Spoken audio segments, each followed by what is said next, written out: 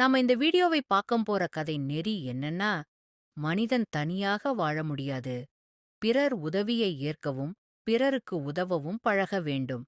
பழமையான ஒரு கிராமத்துல இயற்கை பேரழகும், பசுமையான வயல்களும் அமைந்த ஒரு இடம் இருந்தது. அந்த கிராமத்துல விவேக்னு ஒரு விவசாயி இருந்தாரு. அவருக்கு ஒரு பழக்கம் இருந்தது. யார்கிட்டயும் உதவி கேட்க மாட்டாரு. அப்படியே யாரும் வந்து உதவி செஞ்சாலும் வேண்டாம் அப்படின்னு சொல்லிவிடுவாரு. எதனாலும் தானே சமாளிக்கலாம் அப்படிங்கிற ஒரு எண்ணம் அவருக்கு இருந்தது. விவேக் அவரோட வயல்ல தினமும் வேலை பார்த்துட்டு இருப்பாரு. தனி ஒருத்தராவே எந்த வேலையையும் செய்யலாம் அப்படிங்கிற எண்ணம் அவரோட ஆள் மனசுல பதிஞ்சிருந்தது. ஒரு நாள் கிராமம் முழுவதும் வெள்ளத்தால் பாதிக்கப்பட்டது. பலரோட வீடுகளும் விவசாய நிலங்களும் சேதமடைந்தது.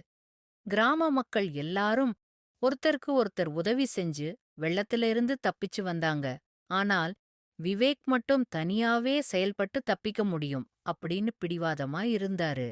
மழை ரொம்ப அதிகரிச்சிட்டு வந்தது. விவேக்கோட நிலங்களும் வெள்ளத்தால சூழ்ந்தது. அவரால நிலத்த தனியா பாதுகாக்க முடியல. ரொம்ப தவிச்சு போனாரு. நீர் அதிகமாகிட்டே இருந்தது. அவராலையும் எங்கேயும் தப்பிக்க முடியாம இருந்தது. அதே நேரத்துல கிராம மக்கள் அவர காப்பாற்ற முயற்சி பண்ணாங்க.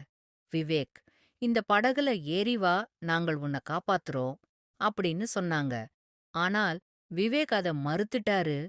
நானே தப்பிச்சு விடுவேன், நீங்க போங்கன்னு சொல்லி தவிர்த்துட்டாரு. மழை தொடர்ந்து பலமா பெய்து கொண்டே இருந்தது. அடுத்த சில மணி நேரத்துல விவேக்கோட நிலமும் வீடும் முழுவதுமா நீரில் மூழ்கிட்டு. விவேக் பயந்து ரொம்ப திகைத்துப் போனான்.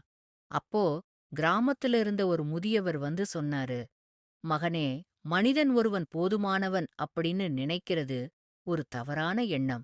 இந்த பூமியில நாம எல்லாரும் ஒருத்தர ஒருத்தர் நம்பிதான் வாழ முடியும். நீ இப்போ அந்த உண்மைய புரிஞ்சிருப்ப என்று நினைக்கிறேன்.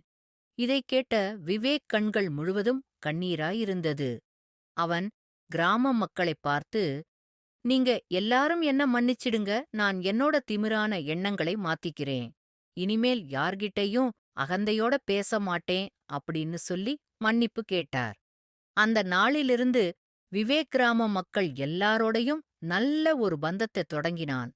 அவனுடைய வாழ்க்கை ரொம்ப மகிழ்ச்சியாயிருந்தது.